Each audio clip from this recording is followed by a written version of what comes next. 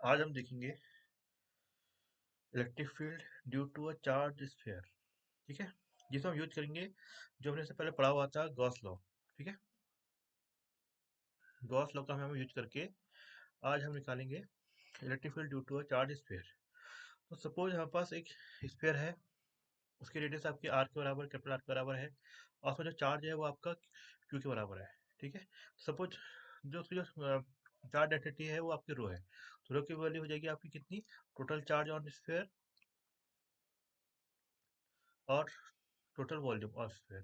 ठीक है, अब चार्ज कितना है स्फीयर में, हमने क्यू मान रखा है, वो आपका क्यू हो जाएगा।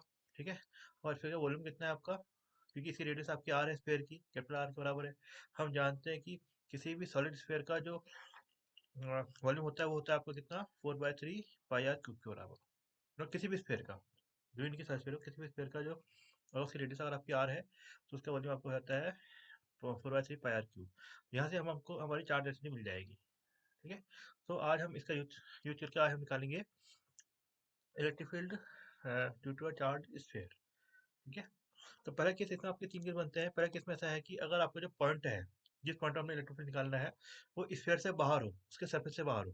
ठीक है, जैसे ये यहाँ पर हमने इसे बना रखा है। ठीक है, इसका रेडियस, इसका सेंटर आपका वो है, रेडियस क्या आर है, और हमारा जो पॉइंट है, पी पॉइंट है जो, वो इसके सेंटर से आपका आर डिस्टेंस पर है।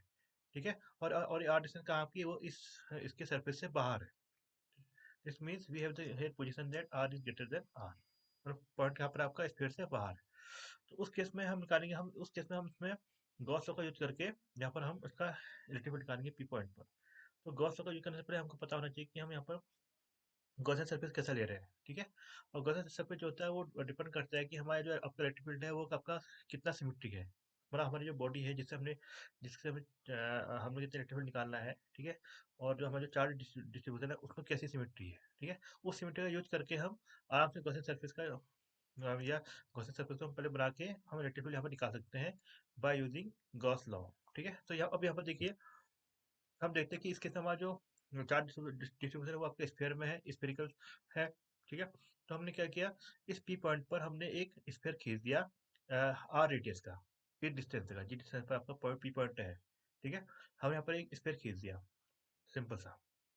ये एक हाइपोथेटिकल स्फीयर है, और अपना में क्या है, एक गॉसियन सरफेस है। ठीक है, गॉसियन सरफेस है, और एक कैसा गॉसियन सरफेस है आपका, अ, ये आपका स्फेरिकल गॉसियन सरफेस है। ठीक है, तो अब हम देखते हैं कि सिंपल सा देखिए, इसके सेंटर से जो है इस पूरे सरफेस की जो आपकी बाउंड्री होगी, सबकी डिस्टेंस आपकी सेम ही होगी, क्योंकि ये सरफेस कैसा है अपने आप में एक स्फीयर है। तो इसका मतलब क्या हुआ कि जो आपका इलेक्ट्रिक फील्ड है, देखा जाए तो इस सरफेस में हर पॉइंट आपका क्या रहेगा, सेम रहेगा, क्योंकि वो आपका इसके सेंटर से सेम डिस्टेंस पर है। ठीक है, इस गॉसियन सरफेस का जो अपने आप में एक स्फीयर है, इसके सरफेस का हर पॉइंट जो है इस सेंटर से आर डिस्टेंस पर रहेगा। ठीक है, because it is a sphere. ठीक है, सो डिस्टेंस आपकी सेम है, तो इसका हम ये देख सकते हैं कि जो आपका इलेक्ट्रिक फील्ड होगा उसका हर सर्फेस में हर पॉइंट क्या होगा, आपका सेम होगा। तो अब हम यहाँ पे यूज करते हैं यहाँ पे गॉसियन इंटीग्रल फॉर्म का। तो गॉसियन इंटीग्रल फॉर्म ये कहती है कि integral of E dot D S, मतलब इलेक्ट्रिक फील्ड का इलेक्ट्रिक फ्लक्स का जो वैल्यू है किसी सरफेस में, वो आपका क्यू इंक्लूड, मतलब इसके अंदर कितना चार्ज है उस पर डिपेंड करता है, अपॉन एप्सिलॉन, मतलब हमारा जो मटेरियल है उसकी परमिटिविटी कितनी है। अगर फ्री स्पेस होगा तो एप्सिलॉन नॉट हो जाएगी, और अगर आपका फ्री स्पेस नहीं होगा तो आपका एप्सिलॉन कितना होता है, आपका इट इज इक्वल टू के इंटू एप्सिलॉन नॉट, वेयर के इज कॉल्ड है डायरेक्टिव कांस्टेंट। ठीक है, और एप्सिलॉन नॉट होता है आपका क्या, परमिटिविटी ऑफ फ्री स्पेस। ठीक है, तो हमने यहाँ पर एक जनरल एप्सिलॉन ले लिया, तो ये बन जाएगा आपका 1 upon epsilon into Q include. अब क्यू चार्ज कितना है इसके अंदर देखा जाए तो, अब इसके अंदर जो आपका चार्ज है वो आपका स्फीयर है, स्फीयर में चार्ज है। तो हम जानते हैं कि हमारे फॉर्मूला ये होता है कि अगर हम पर कोई वॉल्यूम हो और उसकी चार्ज डेंसिटी अगर आपकी रो है, तो कितना आपका टोटल जो आपका चार्ज होता है वो हो जाता है आपका रो इंटू टीवी। ठीक है, रो अगर क्या है आपकी चार्ज डिस्ट्रीब्यूशन की चार्ज डेंसिटी है, और वी वॉल्यूम में है हमारा चार्ज, तो आपको जो टोटल चार्ज होता है उस पूरे वॉल्यूम का वो हो जाता है आपकी डेंसिटी इंटू वॉल्यूम, यानी कि इंटीग्रल ऑफ रो डीवी। तो हमने यहाँ पे इसका यूज कर रहा है, तो ये हो जाएगा इंटीग्रल ऑफ रो डीवी बन जाएगा आपका। ठीक है, अब हम ये देखते हैं कि जो हम सरफेस ले रहे हैं यहाँ पर वो हम गॉसियन सरफेस है, ये सरफेस है हमारा सिंपल सा, और इसका जो आपका सरफेस एरिया है वो कितना हो जाएगा, क्योंकि ये अपने आप में एक स्फीयर है, तो इसका जो सरफेस एरिया हो जाएगा वो हो जाएगा आपका 4 पाई आर स्क्वायर। ठीक है, और ई क्या है आपका, इस पूरे सरफेस में हर पॉइंट में आपका सेम है, बाय सिमेट्री। तो ये हो जाएगा आपका E into 4 pi R square, और यहाँ हो जाएगा आपका 1 अपॉन एप्सिलॉन नॉट अब हम जानते हैं कि रो की वैल्यू हमें कितनी थी, हमने यहाँ पर लिखी थी रो की वैल्यू। चार्ज तो आपको कांस्टेंट है, तो Q upon 4 pi 3 pi R Q, तो बन जाएगा आपका रो का हम बाहर लेंगे, रो तो कांस्टेंट है, तो रो की वैल्यू कितनी हमारी ये है, तो बन जाएगा आपका Q 1 pi epsilon nought Q upon 4 pi 3 pi R cube integral of V D V. ठीक है। अब इंटीग्रल वी डी वी कितना है आपका देखा जाए तो, जिसके अंदर आपका चार्ज हो, चार्ज जो है आपका सिर्फ इसके अंदर ही है, इसे बाहर से आपका चार्ज नहीं है, तो चार्ज जहाँ तक हम उतना ही इसका सरफेस का वॉल्यूम लेंगे, तो हो जाएगा आपका, क्योंकि अपना आपका क्या स्फीयर है, सिंपल सा पुराना से हमारा, तो बन जाएगा आपका 4 बाई 3 पाई आर क्यूब। ठीक है। तो इससे आपका ये कैंसिल हो गया, तो आपका बन जाएगा क्यू अपॉन एप्सिलॉन नॉट। तो इक्वल टू आपका जाएगा, पर इसका भी नीचे ले लेंगे, यहाँ पर आपका बन जाएगा 1.4 pi epsilon Q upon R square. ठीक है। तो ये आपका हो जाएगा for the point outside the sphere, simple सा। ठीक है। अब चलते हैं हम, अगला वाला पॉइंट है आपका for the point at the surface. अब ये बहुत सिंपल है निकालना। अगर आपका सरफेस पॉइंट का आपका पॉइंट जो अगर आपके स्फीयर के सरफेस पे है, तो उस केस में आपका जो आर है वो कितना हो जाएगा आपका, वो आपका आर बराबर हो जाएगा। तो हम ये ऊपर वाले फॉर्मूला सीरीज को रख लेंगे, तो आपका ये पूरा पूरा आपका सिंपल सा आपका ये बन जाएगा। ठीक है। हम ऊपर जो फॉर्मूला है यहाँ पर equal to 4 pi Q upon R square, इस आर के ऊपर हम रख देंगे आर इक्वल टू आर, क्योंकि हमारा जो गसेट सरफेस है, अभी तो जो हमारा इसके बाहर गसेट सरफेस बन रहा था, अभी तो हमारा आर अंदर था और कैपिटल आर क्या था, बाहर था। ठीक है। उस केस में हमारा जो गसेट सरफेस था वो हमारा ये था। ठीक है। अब ये आर पॉइंट अगर पी पॉइंट आपका यहाँ से अगर हट कर आपके यहाँ पर आ जाएगा, अपने सरफेस में आ जाएगा, तो इस केस में आपका गसेट सरफेस क्या बनेगा आपका, ये स्फीयर का सरफेस बन जाएगा, सिंपल सा। तो हम इसको सीधे निकाल सकते हैं, हम इसको आर को आर इसमें रख के भी सीधे इसको कर सकते हैं।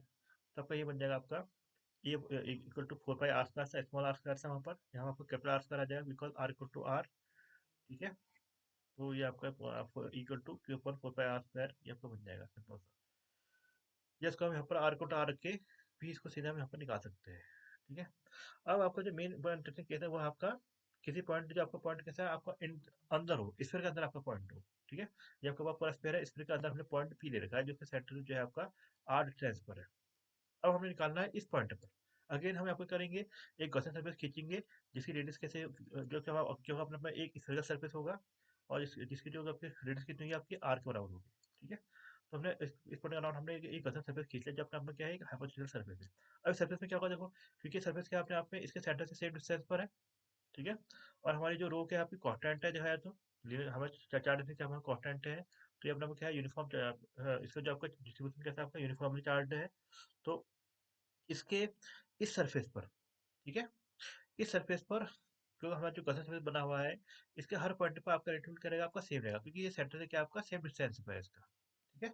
तो हम यहाँ पे अगेन इसमें इस पूरे में हम इक्वल क्वार्टर ले लेंगे, सिंपल सा। ठीक है। और फिर हम निकालेंगे, हम फिर हम इसमें लगाएंगे आपको क्या, इसमें हम अपना गॉस लगाएंगे, ये आपका गॉसन सरफेस आपका यहाँ पर है। ठीक है। गॉस सरफेस आपका यहाँ पर है। तो अब हम इसमें हम लगाएंगे आपका गॉस लॉ लगाएंगे। तो गॉस लॉ क्या होता है आपका, इंटीग्रल फॉर्म में integral E dot D S one upon epsilon Q include. अब यहाँ पर देखिए, जो यहाँ पर जब हमने जहाँ पर सरफेस लिया हुआ है, ठीक है, वो सरफेस आपको कौन सा है, वो सरफेस आपका येलो सरफेस है, जिसकी रेडियस कितनी है आपकी आर के बराबर है। ठीक है। तो अब इस पूरे सरफेस में क्या है आपका एट्रीब्यूट क्या है, देखा जाए तो वो सेम है हर पॉइंट पर इसी सरफेस में। तो ई आपका क्या हो गया, कॉन्टेंट हो गया इस पूरे सरफेस से, तो ये आपको बाहर आ जाएगा। अब इसका जो सरफेस एरिया है इस स्फीयर का, जो गॉसियन सरफेस है बना आपका, इसका रेडियस कितनी है आपकी आर के बराबर है, तो उसका सरफेस एरिया आपका हो जाएगा आप कितना 4 पाई आर स्क्वायर हो जाएगा, क्योंकि ये भी अपना आपका क्या है, एक स्फीयर ही है, स्फीयरिकल सरफेस ही है। तो इक्वल टू हो गया आपको कितना 1 नॉट क्यू इंक्लूड। अब हमने क्यों निकालना है, ये बड़ा इंपॉर्टेंट केस है। अब हम देखेंगे कि इस सरफेस के अंदर, जो हमारा जो आर रेडियस सरफेस है, इसके अंदर आपको चार्ज कितने हैं। बाहर वाले चार्ज हमें कुछ नहीं लेना है, बस हम इसके अंदर चार्ज, अंदर इसका चार्ज कितना है इसके अंदर, इस सरफेस के अंदर, इसको हम देखना है। तो ये हो जाएगा आपका अगेन इंटीग्रल रो डी भी हो जाएगा आपका, सिंपल सा। ठीक है। अब इसके अंदर जो हमारा वॉल्यूम है वो कौन सा वॉल्यूम है, वो हमारा ये वाला वॉल्यूम, जो अंदर वाला वॉल्यूम है, जिसकी रेडियस कितनी है आपकी आर के बराबर है, ये वाला वॉल्यूम है हमारा स्फीयर का। हमने बाहर वाले सरफेस से कुछ नहीं लेना है इस केस में। ठीक है। बस हम अंदर सरफेस से सबको हमने यहाँ पे स्टडी करना है। तो इसके इसमें अगेन रो के आपको कॉन्स्टेंट बाहर आ जाएगा, रो की वैल्यू कितनी होती है, रो की वैल्यू होती है Q upon 4 pi by 3 pi R Q, क्योंकि कॉन्स्टेंट है चार्ज, टोटल चार्ज कॉन्स्टेंट रहता है हमेशा। रेडियस रेडियस आपका कॉन्स्टेंट है, तो ये अपने बाहर आ जाएगी।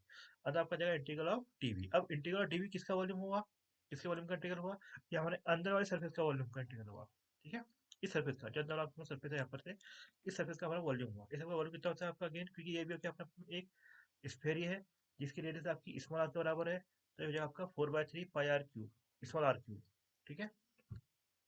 तो 4 पाई से 4 पाई बाई 3 के से 4 बाई 3 कैंसिल, यहाँ पर आपका R cube upon R cube पे आ जाएगा। अब यहाँ पर आपका आर स्क्वायर पहले से है, अब यहाँ पर आपका स्मॉल आर स्क्वायर है, यहाँ भी आपका स्मॉल आर क्यूब है, तो इस आर यहाँ से आपको क्या हो जाएगा, एक आर स्क्वायर कैंसिल हो जाएगा। ठीक है, तो यहाँ आपका सिर्फ आर बच जाएगा सिंपल सा, और नीचे आपका आर क्यूब पैसे बचा हुआ है, आपका 4 पाई आपका उठ के यहाँ से यहाँ आ जाएगा, तो ये आपका equal to Q by 4 pi R upon R cube. तो ये आपका इलेक्ट्रिक फील्ड हो गया आपका स्फीयर के अंदर। ठीक है, अब ये बड़ी खास बात है कि इस केस में जो आपका जो इलेक्ट्रिक फील्ड है वो प्रोपोर्शनल है आपके आर के, क्योंकि क्यू भी कांस्टेंट होता है, 4 पाई एप्सिलॉन नॉट ये तो कांस्टेंट होगा, और आर भी क्या आपका कांस्टेंट है। तो स्फीयर के अंदर जो आपका इलेक्ट्रिक फील्ड होता है नॉर्मली, वो आपका क्या होता है, प्रोपोर्शनल टू आर होता है। ठीक है, जबकि इसके बाहर कितना है आपका, बाहर था हमारा ई प्रोपोर्शनल टू 1/r²। तो ये बड़ी खास बात है कि एक चार्ज स्फीयर के अंदर इस जो आपका जो इलेक्ट्रिक फील्ड है it is proportional to R, और उसके बाहर क्या आपका प्रोपोर्शनल टू 1/r²। ठीक है, तो यहाँ पर जो आपका इलेक्ट्रिक फील्ड है वो आपका लीनियरली बढ़ेगा। ठीक है, लीनियरली आपका इंक्रीज होगा। कब तक इंक्रीज होगा ये, जब तक उसकी आर कितना ना हो जाए, आपका आर के बराबर ना हो जाए, तब तक आपका इंक्रीज होगा। ठीक है, उसके बाद क्या हो जाएगा आपका ये इसके हिसाब से, इस फॉर्मूले के हिसाब से क्या होगा, आपका डिक्रीज होना स्टार्ट हो जाएगा। ठीक है, तो ये हमारा क्या आपका रेक्टिव फील्ड है स्फीयर के अंदर और स्फीयर के बाहर। ठीक है, तो अब हम चलते हैं आपका, हमसे ग्राफ बनाते हैं कि ग्राफ बनाना बड़ा इंपॉर्टेंट है। ठीक है, तो आप यहाँ पर देखिए इसके ग्राफ बड़ा आसान से बना सकते हैं, जो बहुत सिंपल है। स्फीयर के हम ग्राफ बनाते हैं। ठीक है, चार्ट स्फीयर है, यूनिफॉर्म यूनिफॉर्म चार्ट स्फीयर है। तो R when R is greater than R. ठीक है, मतलब वहन द पॉइंट ऑफ कंसिडरेशन जहाँ हमने इलेक्ट्रिक निकालना है वो क्या है आपका, वो आपका इसके सरफेस से बाहर है। ठीक है, उस केस में कितना है आपका इलेक्ट्रिक फील्ड, आपका क्यू अपॉन आर स्क्वायर बराबर, जहाँ क्योंकि आपका टोटल चार्ज है स्पेस का। और सरफेस पे कितना है आपका, आर को आर दिया हमने, ऊपर से हमारा आर स्क्वायर बन गया इस पॉइंट पर सरफेस का।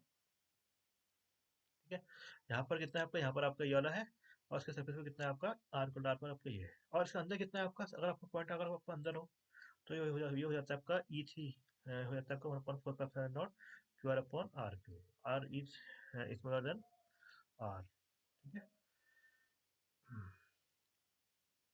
अब यहाँ पर देखिए अब हम इसका ग्राफ खींचते हैं। अब सिंपल देखिए, हम चलते हैं सब हमारे पास हमने स्फीयर यहाँ पर खींचा हुआ है सिंपल सा। ठीक है, और ये आपका ये आर, वो ये आर जो है ये इस पॉइंट की दूरी है स्फीयर के सेंटर से। ठीक है, तो अगर हम कहते हैं आर को आर से यहाँ पर देखें, तो यहाँ पर क्या होगा देखिए, वह है जब तक क्या है आपका आर, क्या आपका आर से छोटा है, तब तक क्या हो रहा है आपका ई जो है क्या हो रहा है, ई थ्री जो है आपका वो आपका लीनियर क्या हो रहा है आपका बढ़ रहा है। तो यहाँ पर जो आपका रेटिकुलर की जो वो कर्व होगा कैसा होगा, आपका एज स्ट्रेट लाइन की तरह होगा।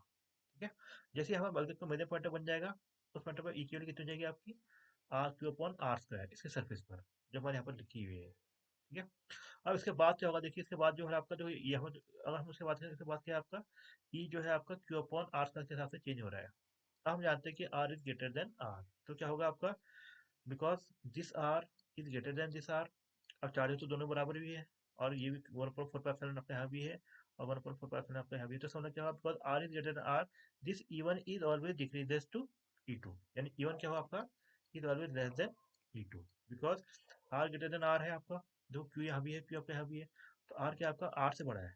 तो दिस मीन्स यहाँ पर आपका 1/r² है, यहाँ पर 1/RR² है, तो ये क्या होगा आपका, हमेशा आपका इससे छोटा होगा। अब लेकिन ये इनवर्स में है, तो this means E2 will be greater than E1। तो यहाँ से क्या होगा आपका, धीरे धीरे आपका जो आपका रेटिव वो क्या होगा आपका कम होना से स्टार्ट हो जाएगा। ठीक है, ये आपका हाइपरबोलिकली इंक्रीज होगा, आपका कम होना आपका स्टार्ट हो जाएगा इलेक्ट्रिक फील्ड।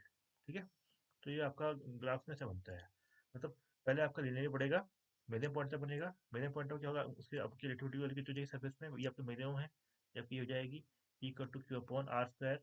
और जैसे आपका इसके बाद आपका हम देखते हैं, तो क्या होता है आपका इसके लिए आपका ये आपका कम होना स्टार्ट हो जाता है इलेक्ट्रिक फील्ड, तो आपका लिटरली क्या होगा, आपका धीरे धीरे आपका कम होना आपका स्टार्ट हो जाएगा इस कर्व में। ठीक है, अभी कर्व कैसा है, या कर्व है आपका 1/r² की जगह। ठीक है, किसके लिए, इस रीजन के लिए, इस रीजन के लिए। ठीक है, आपका ई इक्वल टू 1/r²। ठीक है, तो यहाँ क्या होगा, ये आपका जो है तो ये आपका धीरे आपका कम होना, ये आपका स्टार्ट हो जाएगा यहाँ से। ठीक है, तो ये था आपका स्फीयर के लिए इलेक्ट्रिक फील्ड। ठीक है, अब चलते हैं हम सिलिंड्रिकल चार्ज के लिए। ठीक है, तो अब हम निकालते हैं सिलिंड्रिकल चार्ज डिस्ट्रीब्यूशन निकालते हैं। तो ये हमने यहाँ पर नीचे किया हुआ है, हम कभी एक एक तो केस कभी देखेंगे, और एक केस हम इसके अगले क्लास में देखेंगे इसमें। ठीक है, तो पहला केस आपका बनता है, case of A cylindrical cylindrical या सिलिंड्रिकल चार्ज चार्ज ऑब्जेक्ट, ठीक है। अभी आपका दो तरीके के चार्ज ऑब्जेक्ट यहाँ पर हो सकते हैं सिलिंड्रिकल में। देखा जाए तो एक वायर जो होता है आपका, एक पतला सा जो वायर होता है जिसकी रेडियस बहुत ही कम है और लेंथ बहुत ज़्यादा है, ये भी अपने आप में एक सिलेंडर की तरह ही है, ठीक है। और दूसरा ये हो सकता है कि अगर आपका वायर और आपका काफ़ी मोटा हो, ये भी आपका एक सिलेंड्रिकल ऑब्जेक्ट ही है। दो तरह के ऑब्जेक्ट यहाँ पर है, या तो आप एक वायर ले लीजिए जिसकी रेडियस बहुत कम है, या आप सिलेंडर ऑब्जेक्ट ले लीजिए जिसकी रेडियस जो है आपका कुछ ना कुछ रेडियस, जिसकी एक फाइनाइट रेडियस है, ठीक है। इसकी रेडियस जो है कुछ ना कुछ उसकी वैल्यू है, ज़्यादा वैल्यू है। तो हम पहले निकालते हैं वायर के लिए कि एक वायर की वजह से किसी पर्टिकुलर पॉइंट पर जो उसके सामने यहाँ पर रखा हुआ है, तो इस पॉइंट पर आपको कितनी इसकी आपको कितने इलेक्ट्रिसिटी वैल्यू कितनी होगी। ये चार्ज वायर हमने ले लिया, ठीक है। और हम यहाँ पर ले रहे हैं इनफाइनाइट वायर ले रहे हैं, मतलब वायर क्या आपका बहुत ही लंबा है। तो पॉइंट जो भी हो सकता है, पॉइंट जो भी हमने लेना है वो कहाँ लेना है, हमने से इसकी वर्टिकल में लेना है, ठीक है। पॉइंट यहाँ पर हो चाहे कहीं पर भी हो, ठीक है। तो अब हम क्या करते हैं, सिंपल से पहले सपोज हमारी जो आपकी लीनियर चार्ज डेंसिटी है वो है आपकी लेमडा है, यानी कि जो पर यूनिट लेंथ है, चार्ज पर यूनिट लेंथ आपको कितना है, वो आपका लेमडा के बराबर है। चार्ज पर यूनिट लेंथ कितना है आपका, it is equal to lambda, ठीक है। और यहाँ पर देखिए, हाँ, इस पूरे वायर की लेमडा लेंथ में, सॉरी, पर यूनिट लेंथ में आपका लेमडा चार्ज है। तो हम क्या करते हैं, बस बहुत सिंपल है। हमने यहाँ पर सिलिंड्रिकल, इसकी जो सिमेट्री है वो कैसे होगा, सिलिंड्रिकल सिमेट्री है इस केस में। तो हम क्या करेंगे, हम इस केस में आपका जो गॉसियन सरफेस लेंगे वो आपका स्फीयर ना होके इस केस में हम सिलिंड्रिकल गॉसियन सरफेस लेंगे, ठीक है। तो हमने यहाँ पे एक सिलिंड्रिकल गॉसियन सरफेस ले लिया, जो क्या, जिसका जो आपका जो क्रॉस सेक्शन का जो आपका वो है रेडियस है, वो आपकी ये आर के बराबर है, मतलब ये मतलब इस पॉइंट से इसकी जो वायर की जो डिस्टेंस है इसके बराबर है, ठीक है। और उसकी लेंथ है, लेंथ हमने एक आर्बिट्रेरी लेंथ यहाँ पर ले लिया हमने एल के बराबर, ठीक है। तो अब हम निकालते हैं कि इस लेंथ की वजह से इस पॉइंट में आपका रेक्टेंगल कितना होगा, ठीक है। बाकी तो इसमें आएगा नहीं, ठीक है। तो हम यहाँ पे देखते हैं, तो अब यहाँ पे देखिए, हम यहाँ पे यूज करते हैं गॉस, यहाँ पे यूज करते हैं। तो गॉस क्या करता है कि integral close integral E dot D S equal to 1 epsilon Q include. और यहाँ पे देखिए, अगर हम गॉस सरफेस ये लेते हैं जिसकी लेंथ आपकी एल स्मॉल एल के बराबर है, क्योंकि हम इनफाइनाइट लेंथ ले नहीं सकते, और इसकी रेडियस कितने आपके आर के बराबर है। तो जो आपका जो चार्ज यहाँ पर आपका चार्ज इंक्लूड जो आपका आएगा, वो आपका सिर्फ इस गॉसियन सरफेस के अंदर कितना आपका चार्ज है उस पर डिपेंड करता है, ठीक है। इसके बाहर की जो आपकी वायर की जो लेंथ है उस पर डिपेंड नहीं करेगा।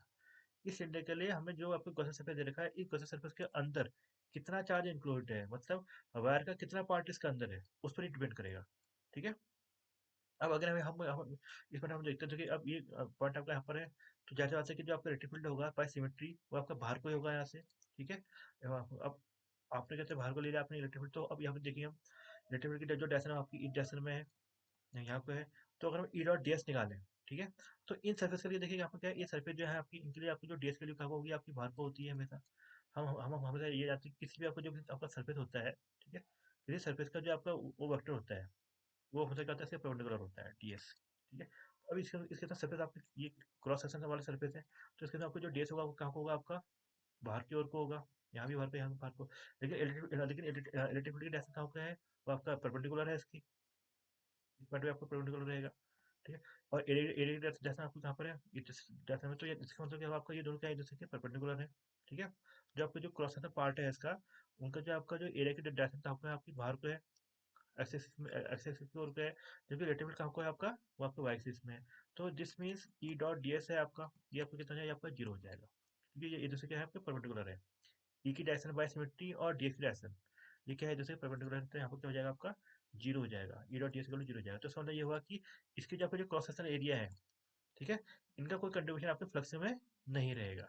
सिर्फ आपका जो ये वाला जो एरिया है, जब जो कर्व एरिया है सिलेंडर का, इसी इसी का ही आपको क्या रहेगा, इसी का आपका कंट्रीब्यूशन वो देखा जाएगा, क्योंकि जो भी आपका कर्व सरफेस होता है, इसका जो डीएस होता है, इट इज ऑलवेज आउटवर्ड, ठीक है। तो रिलेटिवली आपका ऊपर को है और ये भी आपका ऊपर को है, तो हम सिर्फ इस कर्व का जो एरिया है इसको हम देखेंगे, ठीक है।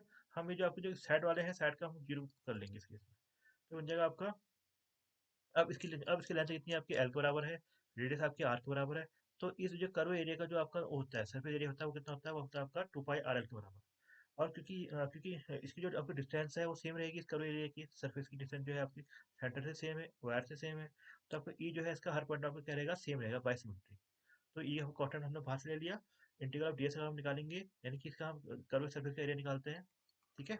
तो ये हो जाता है आपका लेंथ, लेंथ आपकी एल के बराबर है, स्मॉल एल के बराबर है, रेडियस आपकी स्मॉल आर के बराबर है, तो ये हो जाएगा आपका 2 पाई आर एल। तो ये आपका E equal to 2 pi R L, ठीक है।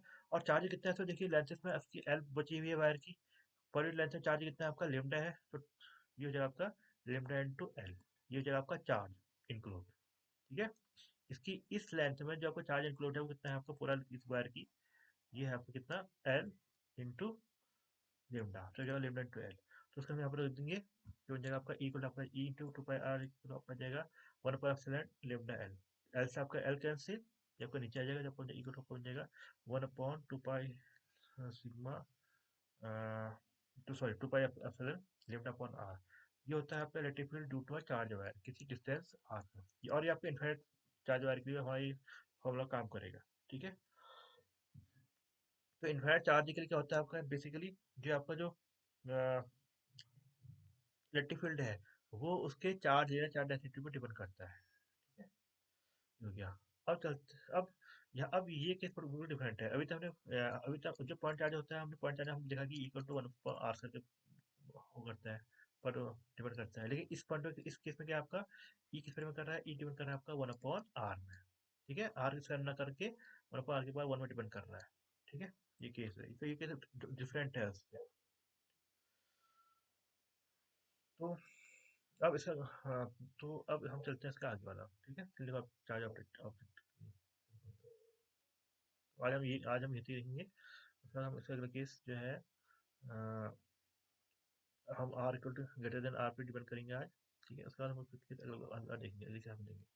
और चलते हैं आपका electric field due to a cylinder charge distribution, ठीक है। अब एक सिलेंडर चार्ज डिस्ट्रीब्यूशन है, इसकी लंबाई आपकी कितने कैपिटल एल के बराबर है, ठीक है। रेडियस इसकी आर के बराबर है, ठीक है।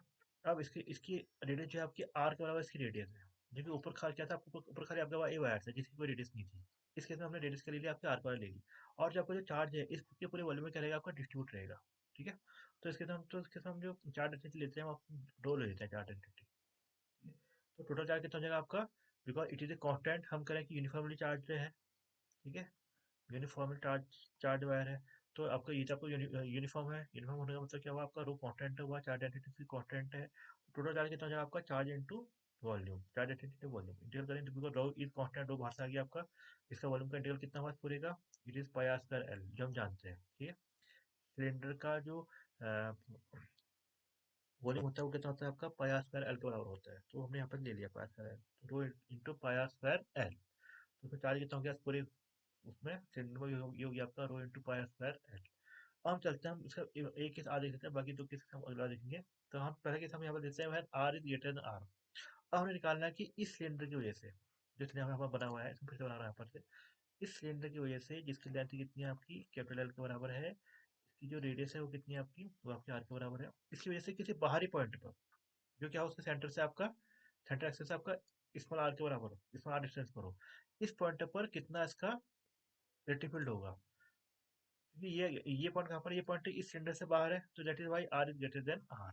हम इस पॉइंट को निकालना, तो हम सिंपल करते हैं, हम पहले इसी रेडियस का और इसी लेंथ का एक हम सिलेंडर और बनाए, हमें बताते हैं, ठीक है। यहाँ पर एक सिलिंड्रिकल गॉसन सर्कल ये बना देते हैं इसका, ये जैसे मैंने यहाँ पे बनाया हुआ है, ठीक है। हमें इस पॉइंट यहाँ जो पॉइंट पे है यहाँ पर हम निकालना है, जिसकी डिस्टेंस कितने आर के बराबर है, और कितने जो आपका जो सिलेंडर वो आपका कैपिटल आर के बराबर इसकी रेडियस है। तो हमने इस पॉइंट पी पर निकालना, तो हम क्या करते हैं, इस पॉइंट पी पर इस आर रेडियस का, स्मॉल रेडियस का एक सिलिंड्रिकल गॉसियन सर्फेस बना लेते हैं, जिसकी लेंथ कितनी आपकी कैपिटल एल के बराबर है, ठीक है। तो अब निकालते हैं कि इस पॉइंट पर कितना आपका इलेक्ट्रिक होगा इस पूरे उसकी वजह से। तो अगर हम यूज कर सकते हैं यहाँ पर बाय सिमेट्री, गॉस का यूज करके हम करते हैं integral E dot D S equal to 1/एप्सिलॉन क्यू इंक्लूड, मतलब कितना चार्ज इस पूरी गॉसियन सर्कल के अंदर है। हम देखते हैं कि जो आपका जो पूरा सिलेंडर है वो आपकी इस गॉसियन सर्कल के अंदर आपका आ गया है, ठीक है। तो जैसे वाला कि टोटल चार्ज कितना होगा इस केस में आपका इस पूरे सिलेंडर के बराबर, जितना चार्ज इस सिलेंडर के अंदर है उतना ही चार्ज आपका यहाँ पर आपका आ जाएगा 4 dB, ठीक है। 1/7 नॉट, ये तो आपका कैसे आ गया। अब रो क्या कॉन्स्टेंट है, बाहर से भी ले लिया रो, अंदर आपका आ जाएगा इंटीग्रल डी। अब रो के लिए कितनी हमारी आ जाए, तो इसके हिसाब से यहाँ पर के हिसाब से ये हमारे क्यू अपॉन प्रयास का एल के बराबर है, ठीक है। वैसे होने को हम यहाँ पर सीधे क्यू भी रख सकते हैं, लेकिन अब आगे हम इनकी चीज़ को यूज करेंगे, इसलिए तो मैंने यहाँ पर से ये निकाला हुआ है, ठीक है। वरना आप रो डीवी कितना हमारे पास, कितना आपका इस पूरे सिलेंडर के चार्ज बराबर बराबर होगा, तो हम यहाँ क्यू भी लिख सकते हैं, कोई दिक्कत नहीं है। लेकिन मैंने यहाँ पर क्या किया, उसको मैंने कॉटन, लेकिन मैंने यहाँ पर थोड़ा सर्व करने की कोशिश करी, तो हम क्यू रो के जब हम क्यू पर पास का बाहर से लेते हैं, ठीक है। जब कोई कॉन्स्टेंट है ये कांस्टेंट है। अब हम इसका इंटीग्रल निकालेंगे इस पूरे सरफेस का जो इसका अंदर है, जिसमें चार्ज है। इस सरफेस की बात नहीं कर रहे हैं हम यहाँ पर कि इसमें चार्ज कहीं पर नहीं है। हम करेंगे सिर्फ इस जिस सरफेस के अंदर आपका चार्ज है, बस इसके अंदर कितना आपका चार्ज है ये हमें देखना है। तो ये हो जाएगा आपका पाई स्क्वायर एल इसका वॉल्यूम हो जाएगा। ठीक है, इस सिलेंडर का जो हमने सिलेंडर का चार्ज जिसमें लिया हुआ था आपका ये वाला, इसका कितना हो जाएगा आपका, ये हो जाएगा आपका पाई स्क्वायर एल हो जाएगा, एल इससे कैंसिल हो गया तो बन जाएगा आपका क्यू अपन एप्सिलॉन बन गया आपका। ठीक है, अब ई को हम यहाँ ले लेते हैं तो हो जाता है आपका। अब यहाँ पे देखिए, यहाँ पे अगर हमने क्या लिखा है, हमने 2 पाई आर एल लिखा, हमने यहाँ पर सिर्फ ये सरफेस लिखा जो कि आपका कर्व सरफेस है इसका ये। ठीक है, क्योंकि रेक्टेंगल का होगा आपका ऊपर को होगा, और इस कर्व सरफेस के जो एरिया होता है उसकी डायरेक्शन में आपका हमसे बाहर को होती है यहाँ से कर्व सरफेस से। ठीक है, तो आपका ये आपका इसके साथ आपका ई डॉट डी एस जो है आपका, ये आपका नॉन जीरो रहेगा। जबकि बाकी जो इसका सरफेस है, जैसे किनारे किनारे वाले जो सरफेस है इनके इसमें क्या होगा, आपका डीएस आपका यहाँ को हुआ, और लिबर्ट इलेक्ट्रिक फील्ड यहाँ को है बाय सिमेट्री। तो इसके बीच में आपका 90 डिग्री का एंगल है, तो ई डॉट डी एस कितना हो जाएगा इस केस में आपका, वो आपका जी हो जाएगा इन सरफेस के लिए, इसके लिए भी और इसके लिए भी। तो हम सिर्फ कर्व सरफेस को यहाँ पर लेंगे, बस हो गया। ठीक है, बाकी सरफेस हम यहाँ पर नहीं लेंगे। तो बन जाएगा आपका E into 2 pi R L, ये हो गया आपका इक्वल टू गया आपका क्यू अपन एप्सिलॉन। और 2 पाई आर को हम यहाँ लेते हैं तो बन जाएगा equal to Q upon 2 pi epsilon R into L. ठीक है, अब अगेन अगर हम यहाँ पर एक और ले लें, सपोज हम यहाँ पर चार्ज डेंसिटी ना देखिए, हम यहाँ पर ये लेते हैं कि चार्ज पॉइंट लेंथ लेते हैं थोड़ी देर के लिए, क्योंकि बहुत सारे केस अब ये भी ऐसे होते हैं, चार्ज पॉइंट लेंथ लेते हैं। ठीक है, मतलब सिलेंडर की पर यूनिट लेंथ में जो चार्ज है आपका लिम्डा के बराबर है। ठीक है, तो टोटल चार्ज चार्ज कितना हो जाएगा आपका लिम्डा इंटू एल, बिकॉज सिलेंडर की लेंथ कितनी है आपकी एल, कैपिटल एल के बराबर है।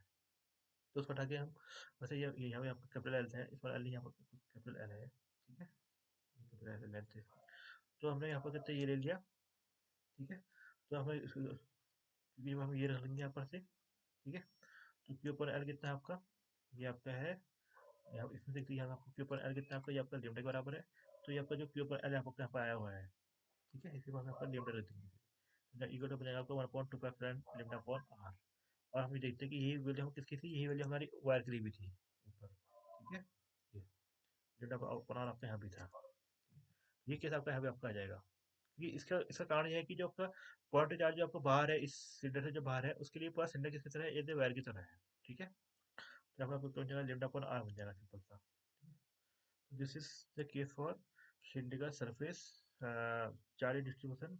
Cylindrical charge distribution when the point P is outside the cylinder. अब अगर हम चलेंगे इसमें point when the point is at the surface and inside the cylinder. ठीक है, थैंक यू फॉर लिसनिंग।